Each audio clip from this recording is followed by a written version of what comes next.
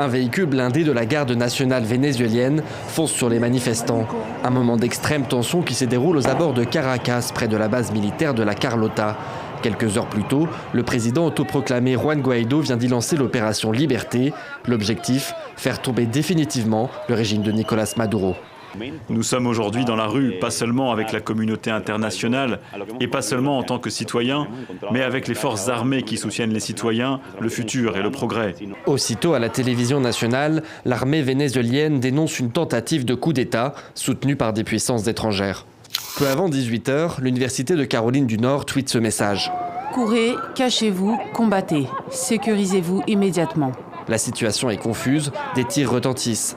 La police arrive sur les lieux quelques minutes plus tard. Nous avons vu des gens courir et murmurer. Il y a un tireur, alors on a commencé à les suivre, et puis tout à coup, tout le monde s'est mis à courir en sens inverse. C'était juste la panique. Le suspect interpellé s'appelle Tristan Terrell. C'est un étudiant en histoire de 22 ans qui avait quitté l'université.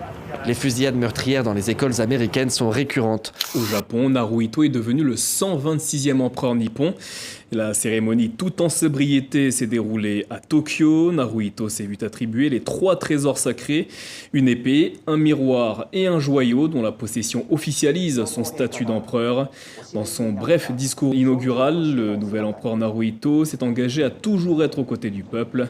Naruhito succède ainsi à son père, Akihito, qui a abdiqué hier après 30 ans et 5 mois de règne. Avec ses 10 millions d'habitants, plus de 30 millions pour le Grand Jakarta, la 3e plus grande métropole du monde, ne sera peut-être bientôt plus la capitale de l'Indonésie. Souvent évoqué, mais jamais approfondi, le projet vient d'être annoncé par le président, récemment réélu. L'idée de déplacer la capitale a déjà été émise plusieurs fois depuis l'ère de Sukarno, notre premier président.